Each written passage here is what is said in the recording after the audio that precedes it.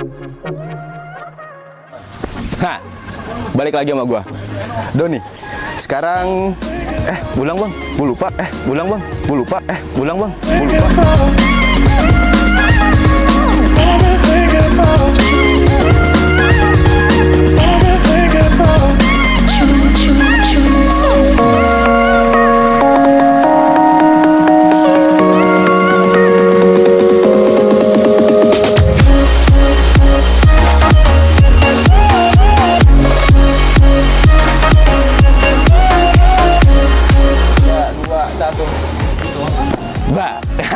Balik lagi sama gua Doni. Elah YouTube. Balik lagi di YouTube channelnya dari Kaos Custom Bike TV. Bersama gua Doni, gua akan nge-review motor Kawasaki DTX 150 yang replika dari KTM. Di sini ada motornya, gua akan nge-review dan mau tahu lebihnya, kita akan ulas balik setelah ini. Gas terus.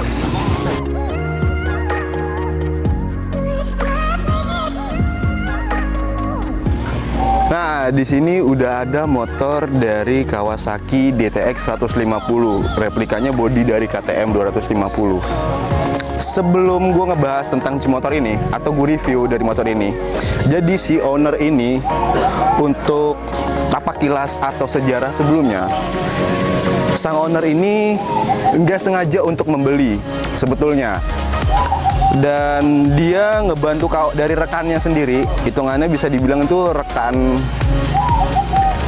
semasa mudanya lah ya, ngebantu beli karena kawannya lagi BU, dibelilah motor ini.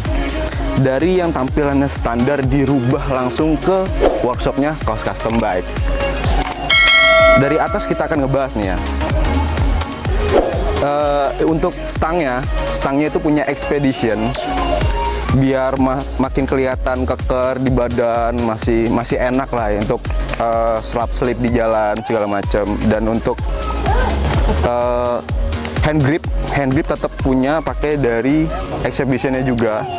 Terus untuk handle rem, kopling itu punya Scarlett. Oh iya, yang ada di motor ini itu tuh kurang lebih hampir all-in ACC atau aksesoris dari Scarlett. Pasti udah pada tahu lah ya, Scarlett, Exhibition, Rose segala macam. Dan untuk handguardnya ini tetap seperti biasa pakai punya Buckbuster. Dan untuk headlampnya ini pakai dari Daymaker. Terus bodinya ini pakai punya motor dari KTM, replikanya, dan dipasang di motor ini. Dan pas dibikin sedikit ada perubahan dari bracket-bracketnya. Terus untuk knalpotnya supaya suara makin ngeblar, supaya makin gahar, knalpotnya nggak lupa pakai dari produknya Indonesia langsung, yaitu Norifumi Whoop Series. Dan nggak lupa ada suasana atau feel dari racing standar gitu suaranya, pakai DB Killer. Nah, kita akan ngebahas ke bawahnya lagi nih. Untuk secara panjang, terus postur si motor ini nggak kelihatan ceper-ceper banget lah ya. Pas tingginya dari jok, terus sama bodinya itu masih pas. Dan untuk dekalnya nih ya, dekalnya ini, untuk masalah kode ataupun angkanya ini kurang tahu nih, entah angka keberuntungan atau tanggal lahir. Di sini angkanya 3761. Entah ini kode Morse atau apa, masih belum tahu nih. Atau tanggal lahir. Tahun 61 kayak itu. Kelamaan ini. Nah, di sini konsepnya dari si owner, konsul langsung sama ownernya dari Kaos Custom Bike, yaitu Om Larry. Pengen yang simple, pengen yang dilihat itu nggak ngebosenin, looksnya masih enak lah dilihat. Nih dari depan nih, untuk ISD-nya pakai aftermarket. Dan untuk wheelset depan nih, gua akan ngebahas. Bannya ini pakai punya Dunlop, ukuran 120/70, ringnya 17. Dan untuk warnanya, ini orange candy, list hitam, ada perbaduan lah. Jadi masih masuk lah untuk konsep-konsep dari si motor KTM. Yang lebih lebih ke warna orange ya. Slidernya itu custom by Kaos Custom. Dan untuk tromolnya itu dicat. Terus untuk selang remnya itu pakai Hell. Jadi nggak cepat memuai saat pengereman dan masih bisa dibilang untuk tahan lama juga masih bisa ya. Kita bahas untuk dari mesinnya nih. Mesinnya ini masih mesin standar, nggak ada perubahan sedikit pun dari si jantung atau karburatornya. Bagian dalam-dalamnya itu nggak ada yang dirubah sama sekali. Nah, kita bahas tentang belakang atau dari tengah. Yang tadi sempat gue bilang, dari motor ini hampir all in pakai aksesoris dari Scarlett.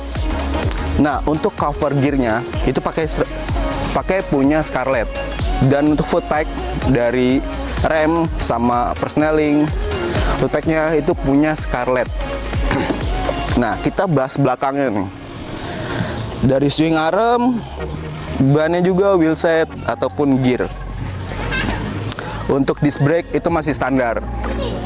Dan bannya tetap sama, pakai Dunlop, ukuran 150/70. Ring dia pakai ukuran 425. Oh maaf, tadi depan lupa, 3,5, 350 ini pakai. Nah, belakang ini pakai 425, bannya Dunlop 150/70. Dan untuk gearnya pakai punya Scarlett lagi-lagi ya. Swing arm pun sama. Kemarin sempat ada keluhan saat di bawah gearnya itu kurang keluar, dan diakalin lah atau dimodif dari Kaos Custom Bike, dipakai racer gear, jadi dia lebih keluar lagi, kurang lebih itu hampir 2 cm bahkan 3 cm keluar. Jadi dari posisi si rantai gear depan sama gear belakang itu masih center ataupun lurus. Terkadang hampir yang kurang diperhatikan adalah jarak dari gear depan dan gear belakang. Ada gear belakang yang agak kurang center, agak masuk ke dalam, atau yang terlalu keluar. Jadi dimodif lah atau